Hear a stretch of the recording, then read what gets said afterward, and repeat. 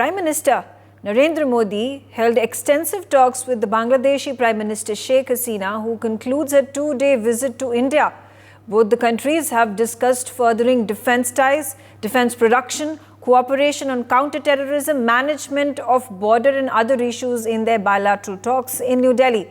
Both the countries have exchanged several MOUs and agreements aiming at enhancing cooperation over several sectors.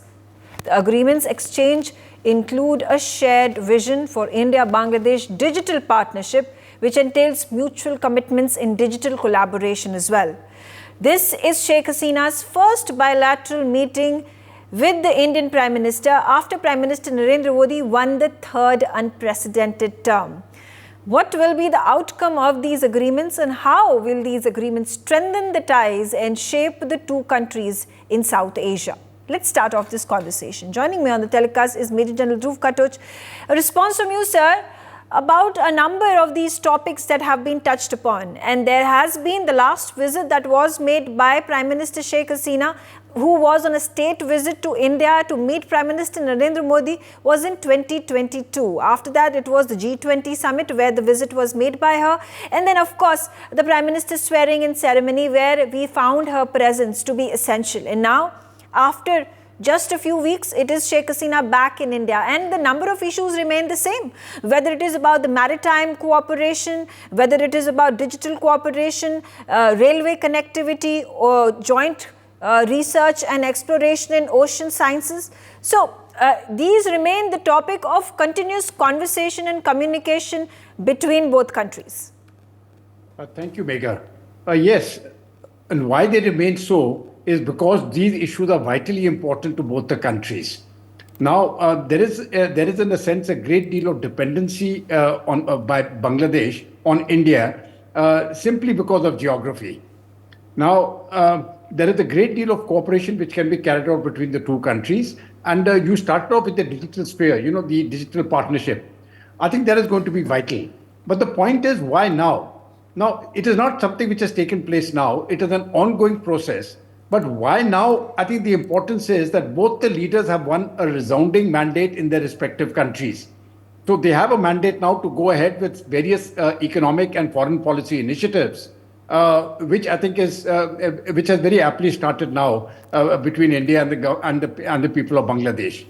Now, on the three fields, on digital partnership, I have got no doubts that this is going to be a game changer, especially for the people of Bangladesh. The strength of India's digital leadership in the world, and especially the way the digital ideas are being used in various fields in India, in commerce and otherwise. These are the things I think which can go across to Bangladesh, especially in terms of monetary transactions. On the field of defense cooperation, I think a great deal can be done. At the moment, defense cooperation is at a very at a minimal level, I will say.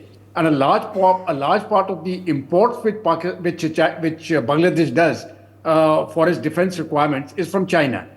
Now, I have spoke many years ago in a meeting I had with the then Bangladesh High Commissioner. He very specifically told me, he said, we would love to buy arms from India, but India doesn't permit us to. I think all those things are changed now. That is going to be history. There is going to be a very robust arms cooperation between the two. And on certain fields, I think we are in a position to even take on joint production, which will assist both the countries. Okay. So this is one thing which I think can go up very well. And the last part is, as far as the maritime area is concerned, I think this is going to be something which is very important because Bangladesh will not join the Indo-Pacific cooperation, where we are aiming for an open, inclusive, resilient, and a rules-based order in the Indo-Pacific. Now, obviously, Bangladesh has been hesitant to join organizations like the Quad. But when we are looking into certain other organizations, Bangladesh, I think it will be on board, and it will assist both the countries to maintain maritime security in their respective domains. Megha.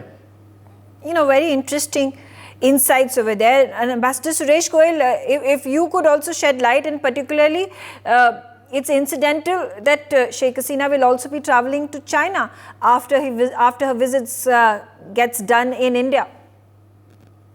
Mera, it's very interesting that you have mentioned Bangladesh's relationship with India and China in the same sentence.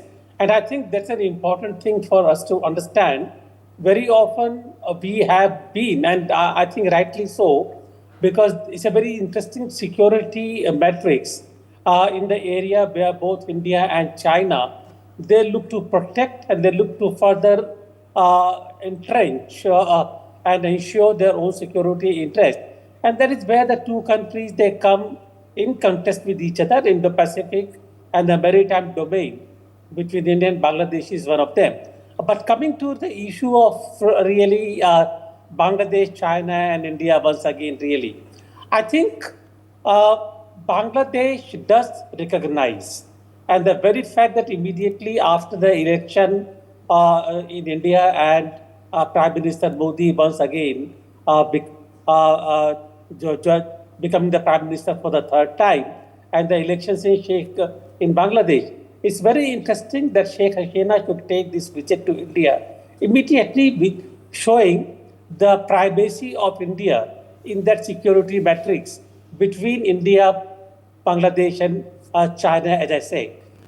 If you look at the Bay of Bengal, the two countries which come immediately together in the maritime are India and Bangladesh.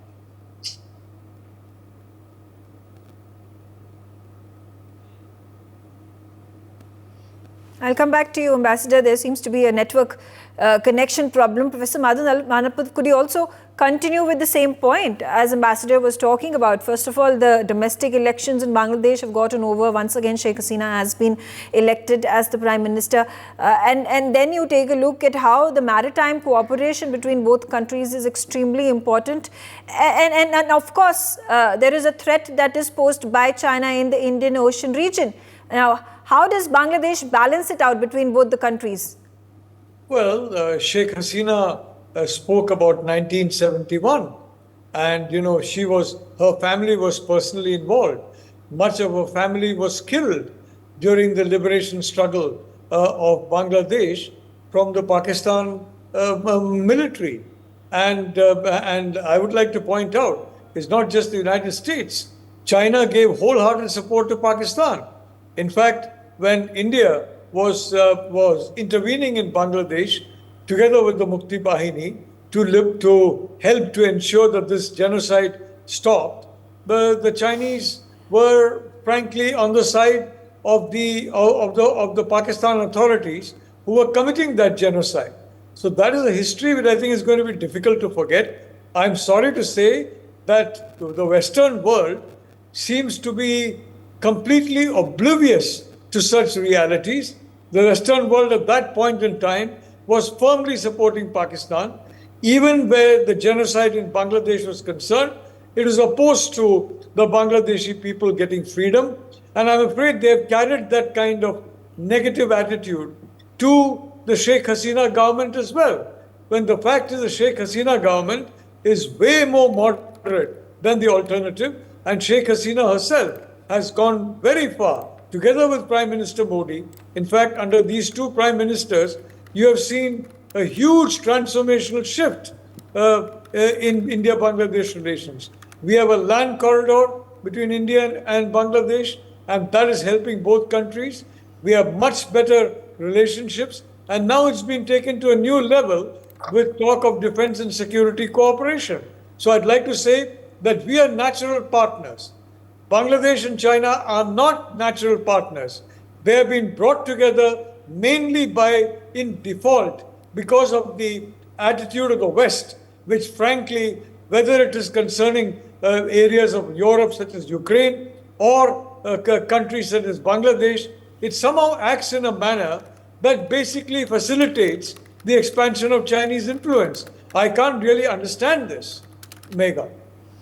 I also have with me Prasanta Kumarshil. He is joining me from Bangladesh. Thank you so much, Prasanta. And let's hear it from you, what the Bangladesh view is in terms of our bilateral ties with your country.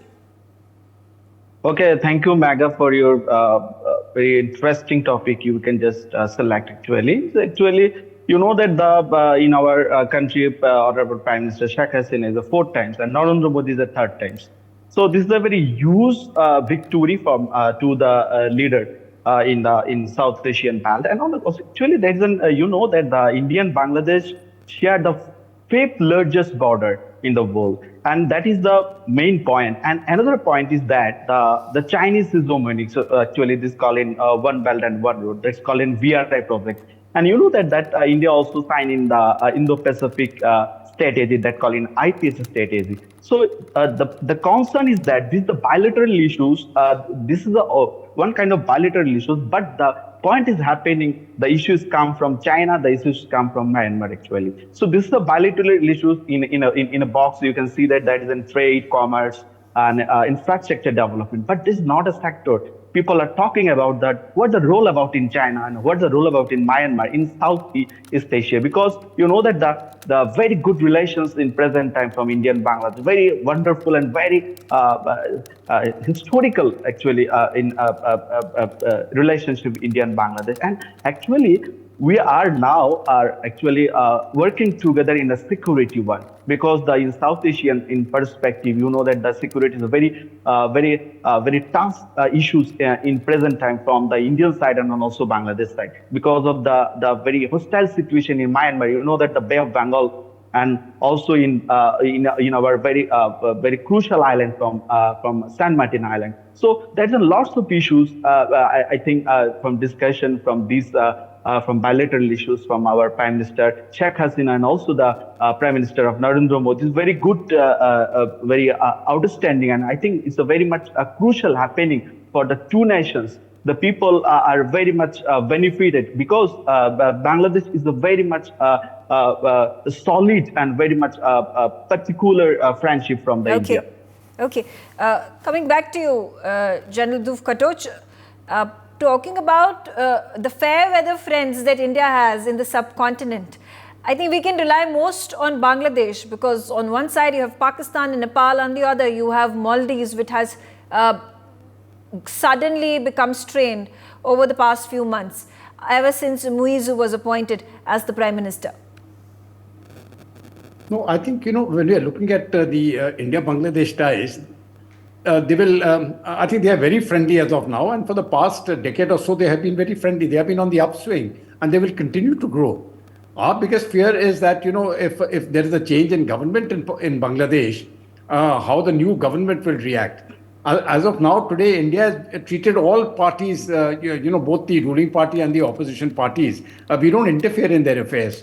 That is for the people of Bangladesh to choose their government. But there is certainly a concern within India that if the opposition comes into power, then they have got a certain radical sort of bent of mind, which may actually disrupt these ties.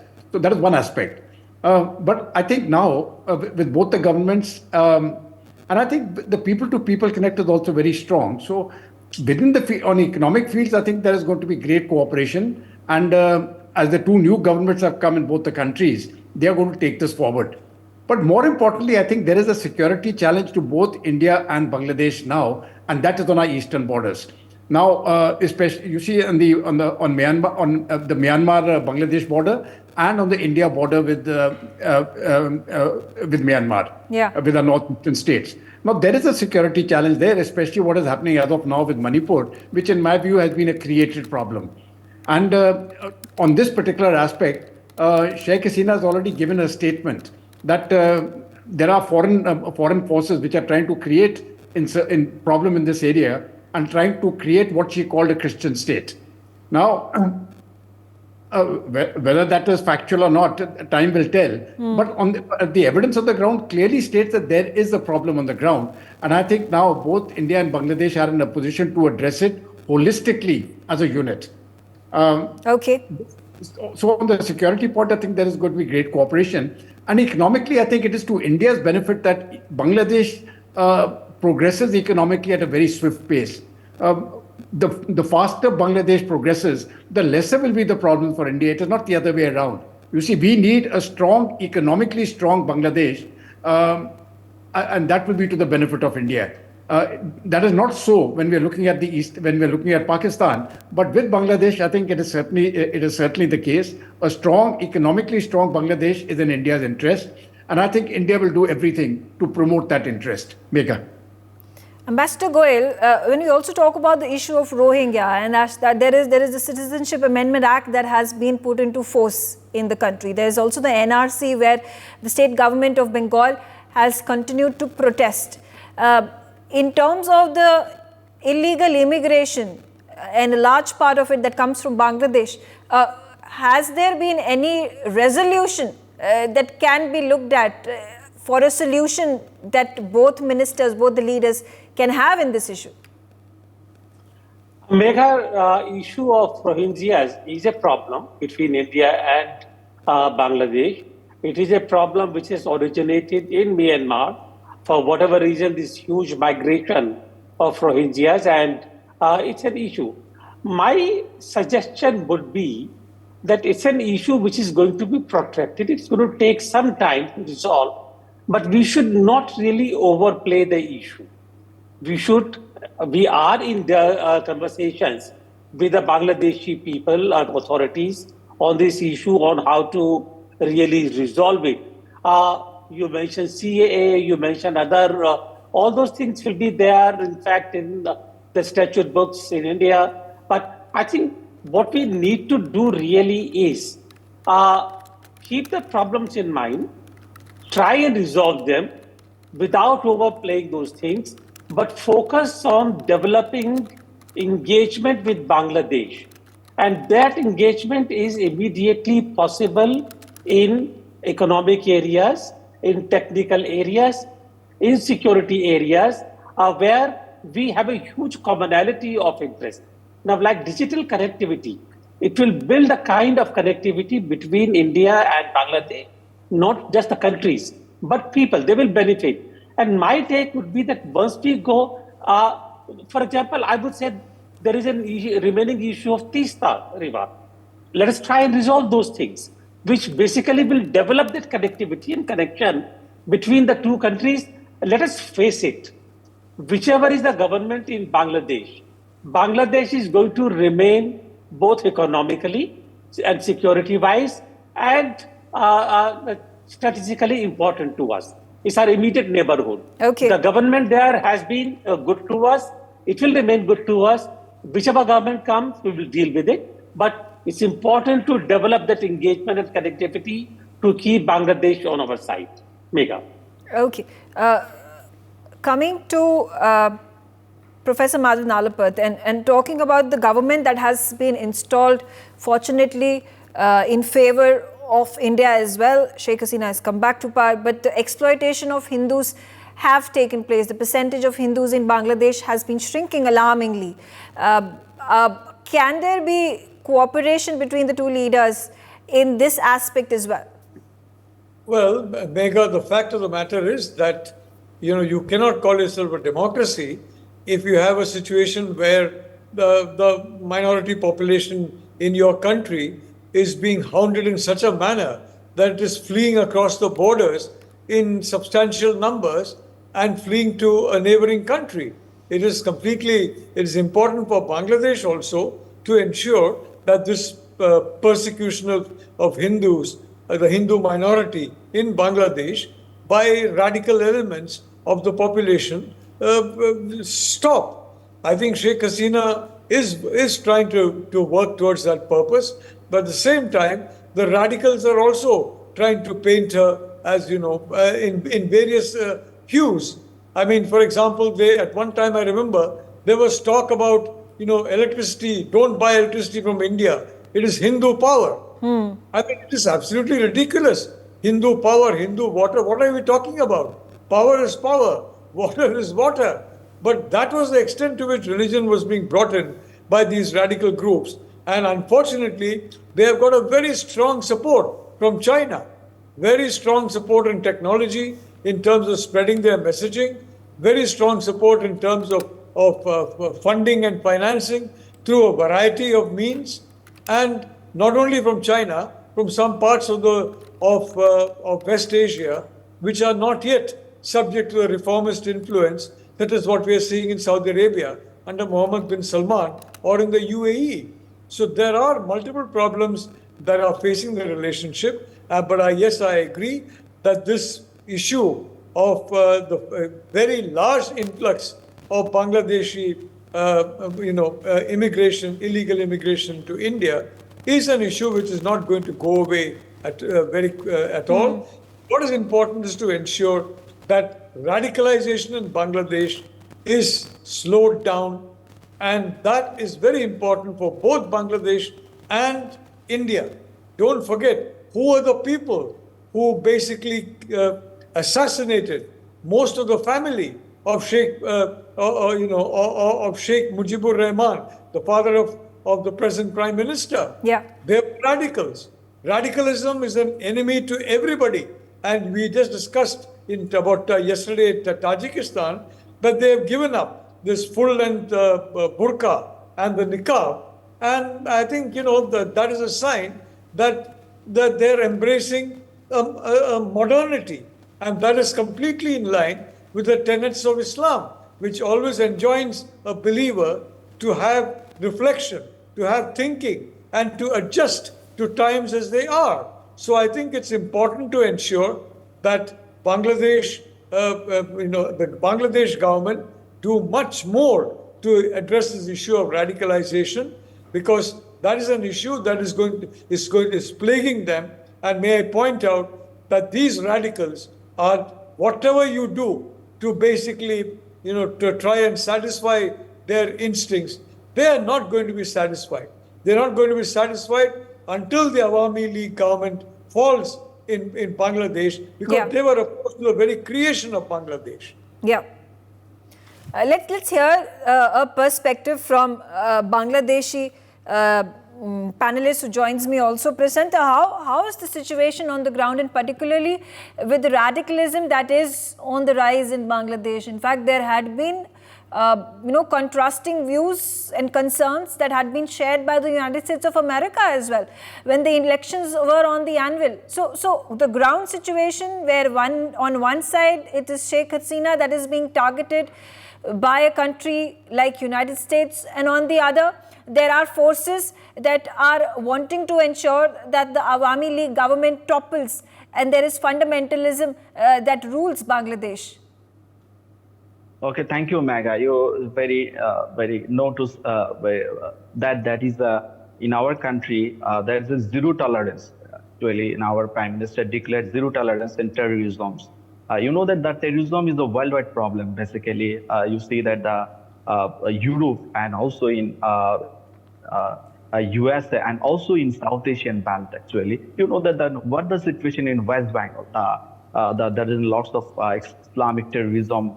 Very flourishing actually in ISS, Lashkar-e-Taiba in India, and also in our country there is in Hirkatul Jihad, and lots of organizations. They are very flourishing their fundamentalism and extremisms to the right way, the pathway, the government and anti-government activities actually. So this is an issue actually, this is security issues, and also I think the two government actually in our country very strict about that kind of extremism, that kind of terrorism, and we are in very much, that we have very successfully controlled that kind of issues.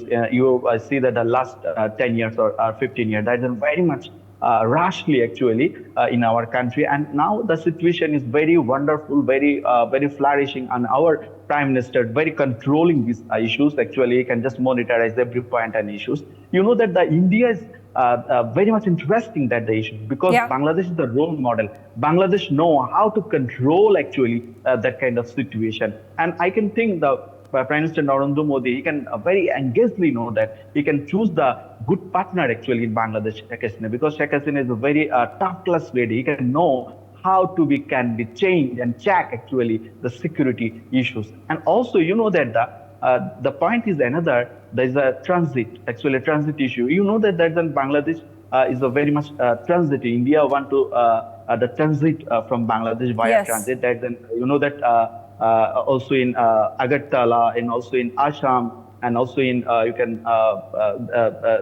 this in West Bengal. They can use the via in Bangladesh, and there's an essential goods and everything. So I can think at that time, if the situation is very much complicated and the situation is very much out to the bound. So this is a very much good concern at all 2 years. I can think this is a very high time that from Bangladesh and India actually concern about the terrorism and concern about that kind of relations actually. Absolutely.